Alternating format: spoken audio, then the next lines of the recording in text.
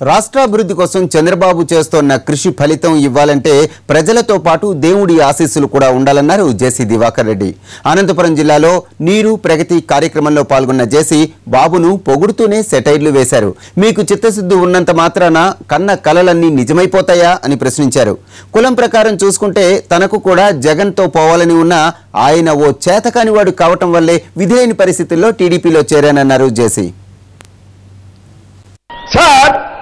మీరు రోజంతా ఎక్కువ కళలు కంటారని నా అభిప్రాయం. సార్ ఎట్లా మీరు 2019లో పోలవరం పూర్తి చేస్తామంటారు. నిన్న మీరు కలగన్నారా? మొన్న ఒక మిషన్ 80 కోట్ల రూపాయలు ఏమో ఖర్చు పెడితే నాశనం అయిపోయి. దాన్ని తెప్పించాలంటే మళ్ళీ మీకు 3 మాసాలు 4 మాసాలు పడుతుంది. నేను మనవి చేసేది ఒకటే, ఆయన ఆశయమేమో బాగానే ఉంది. ఇప్పుడు 3 నెలల్లో నేను వైడెన్ చేస్తాను కెనాల్ అంటున్నారు. నేను అంతకంటే మీకు ఎక్కువ చెప్పలేను. మీ ఆశయం బాగుంది, అవసరమైతే లోకేష్ ఒక మూల మీరు ఒక మూల కూర్చొని రే నువ్వు అక్కడి నుంచి చూడరా నేను ఇక్కడి నుంచి చూడరా కూడా అంటారు. కానీ ఎన్ని వేల మంది పని చేయాలా? అందరికీ మీ అంత చిత్తశుద్ధి ఉందా? దీని అన్నిటిపైన ఆ దేవుడు కూడా కరుణించాలి కదా. నేనేమంటున్నా అంటే ప్రజలకు, ఈ రాష్ట్ర ప్రజలకు ఒకటే మనం చేసేది, ఈయన చాలా కళలు కంటున్నాడు. ఈ కళలన్నీ తొందరలో నెరవేరాలంటే మళ్ళా మనం అందరం మన బాగు కోసం, మన పిల్లల కోసం ఆయన్ని ముఖ్యమంత్రి చేయాల్సినటువంటి బాధ్యత ఉందనేటువంటి మాట దయచేసి మర్చిపోవద్దండి. నేనేమో ఆయన్ను కృష్ణయ్య చేయాలి లేదు కాదు.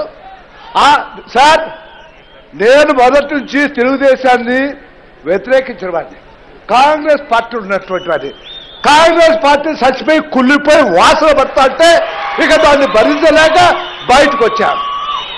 సార్, ఎన్నన్నా చెప్పండి మీరు, ఈ రాష్ట్రంలో ఈ దేశంలో ప్రతి ఒక్కరికి ఇంత కులాభిమానం ఉంటుంది.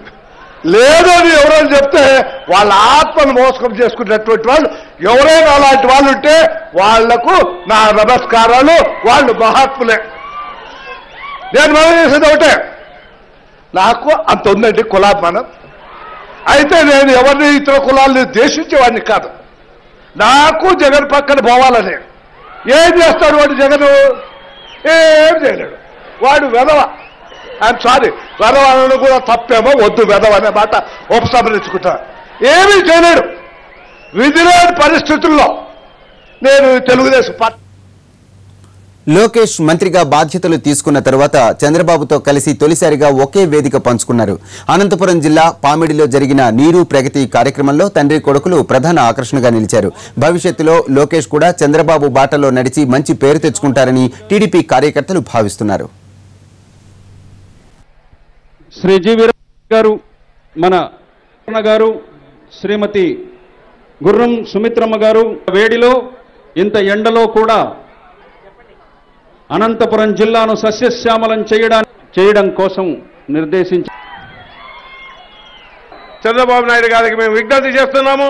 ఈ మంచి పురోగతిని మీరు ఇద్దరు